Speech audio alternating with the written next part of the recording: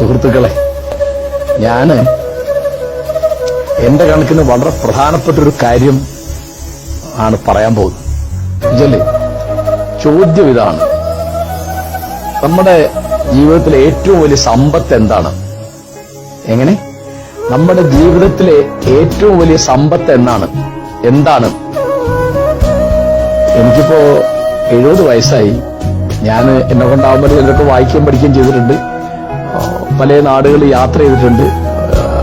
അറിവുള്ള അനവധി ആളോട് സംസാരിച്ചിട്ടുണ്ട്. പല നാടകങ്ങളും സിനിമയും നോവലും ഒക്കെ നോക്കിയിട്ടുണ്ട്. അപ്പൊ എനിക്ക് മനസ്സിലായിട്ട് ഞാൻ പറയാം, നമ്മുടെ ജീവിതത്തിലെ ഏറ്റവും വലിയ സമ്പത്ത് എന്ന് പറയുന്നത് നമ്മുടെ ചങ്ങാതിയാണ്. ഏറ്റവും വലിയ സമ്പത്ത് സൗഹൃദമാണ്. ഏറ്റവും വലിയ സമ്പത്ത് എന്ന് പറയുന്നത് ചങ്ങാത്തമാണ്.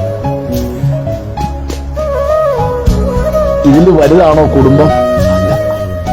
ഇതിൽ വലുതാണോ പാർട്ടി? അല്ല. ഇതിൽ വലുതാണോ മതം? അല്ല. വേറെ ഒന്നുമല്ല.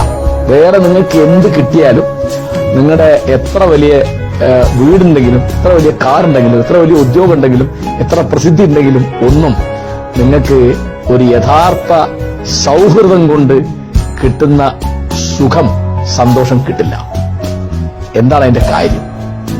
അതിന്റെ കാര്യം, നമുക്ക് 100% വിശ്വസിക്കാവുന്ന ഒരു സുഹൃത്തുണ്ടെങ്കിൽ നമുക്ക് മനസ്സ് തുറക്കാം. നമ്മുടെ ഉള്ളിലെ എല്ലാ നന്മയും തിന്മയും അയാളോട് പറയാം. നമുക്ക് പറ്റിയ സുബദ്ധങ്ങളും അബദ്ധങ്ങളും അയാളോട് പറയാം. അപ്പൊ എന്താണ്? അയാളൊരു യഥാർത്ഥ സുഹൃത്താണെങ്കിൽ നീ ചെയ്തത് ശരിയല്ല, ഇന്ന കാര്യം കൊണ്ട് ചെയ്തത് ശരിയല്ല എന്ന് പറയും. അപ്പൊ പല ആളുകളും വിചാരം സുഹൃത്തുക്കളോട് എതിര് പറയാൻ പാടില്ല എന്ന്. എതിര് പറയുന്നവനാണ് സുഹൃത്ത്, എതിര് പറയാത്തവനല്ല. പക്ഷെ നമ്മുടെ സുഹൃത്ത് നമ്മളോടാണ് എതിര് പറയാ, നമ്മളെപ്പറ്റി വേറെ ആളോടല്ല. ഓ, നീ അത് ആലോചിച്ചത് ശരിയല്ല, നീ അങ്ങനെ പെരുമാറുന്നത് ശരിയല്ല, നീ ചെയ്യാൻ പോകുന്നത് നന്നല്ല, അത് നമ്മൾ അങ്ങനെ ചെയ്യണ്ട, അത് വിട്ടുകളയും.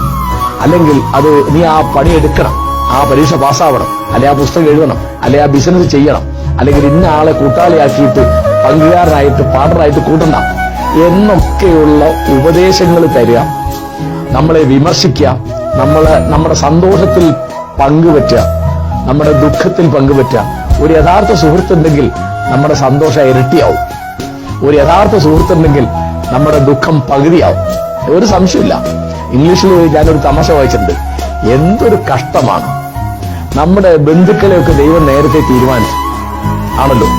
നമ്മുടെ അച്ഛൻ ആരാവണം, അമ്മ ആരാവണം, സഹോദരി ആരാവണം, സഹോദരൻ ആരാവണം, പല സന്ദർഭങ്ങളിലും ഭാര്യ ആരാവണം, മക്കൾ ആരാവണം എന്നൊക്കെ ദൈവം തീരുമാനിച്ചു.